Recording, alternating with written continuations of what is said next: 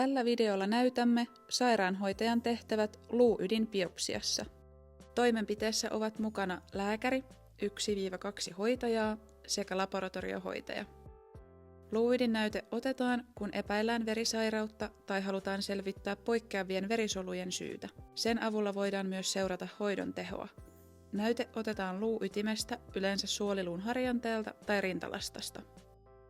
Potilas on saanut ajanvarauskirjeen mukana potilasohjeen, jossa kerrotaan, miksi luuydinnäyte otetaan, miten se otetaan sekä miten näytöt tutkitaan ja tulkitaan. Tutkimus ei vaadi esivalmisteluja. Molemmat hoitajat desinfioivat kädet ja pukevat suunenäsuojuksen ennen steriilin pöydän tekoa.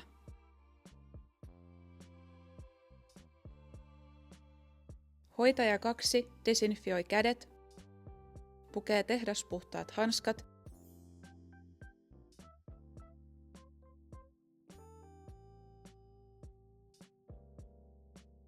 ja puhdistaa instrumenttipöydän kokonaisuudessaan pintadesinfektioaineella.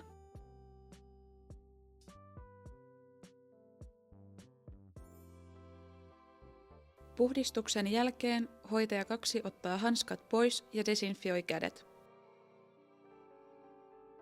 Hoitaja 1 desinfioi kädet ja pukee steriilit hanskat.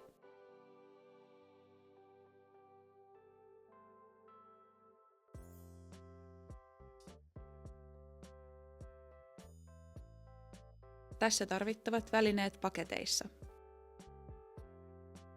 Hoitaja 2 desinfioi kädet ja avaa steriilisti pöytäliinan, jonka ojentaa hoitajalle 1, joka asettelee sen instrumenttipöydälle.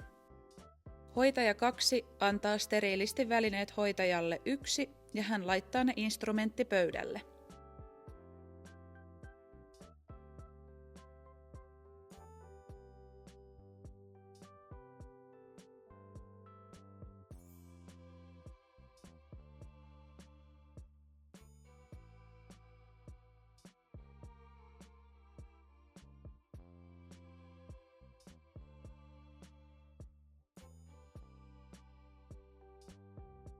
Hoitaja 2 kostuttaa pesusykeröt desinfektioaineella.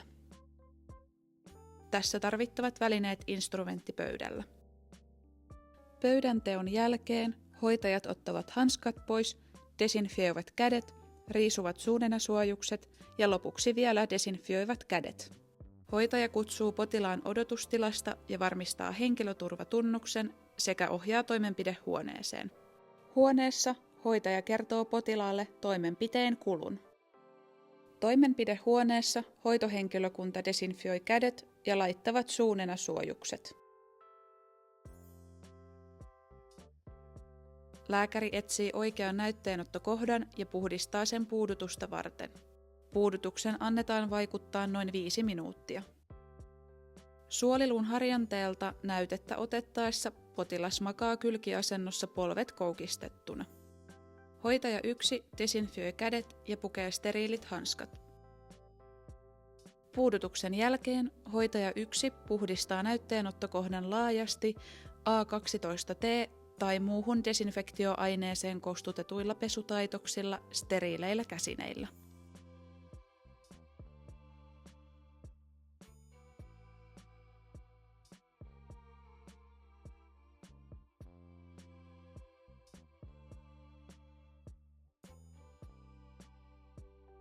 Lääkäri asettelee reikäliinan näytteenottokohdalle ja suorittaa näytteenoton.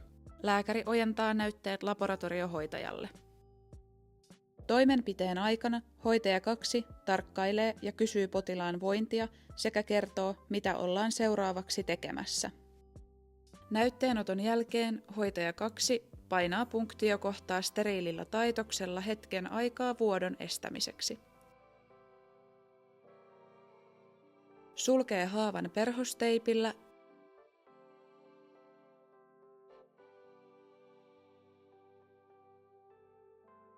ja laittaa suojaksi päälle steriilin haavalapun.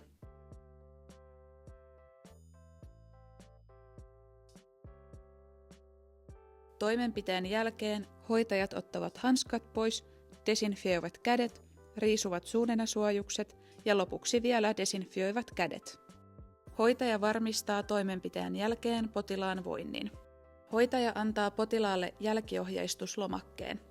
Jos potilaalta on otettu näytepala, niin näytteenottokohta suojataan ja pidetään kuivana 2 vuorokautta. Pelkän aspiraationäytteenoton jälkeen näytteenottokohta suojataan ja pidetään kuivana 1 vuorokauden ajan. Tämän jälkeen potilas voi peseytyä ja saunoa normaalisti.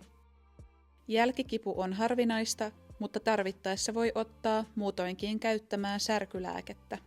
Jos potilaalle tulee kysyttävää tai voinnissa muutoksia toimenpiteen jälkeen, ohjataan olemaan yhteydessä toimenpiteen suorittaneeseen yksikköön. Potilaan lähdettyä hoitaja purkaa instrumenttipöydän.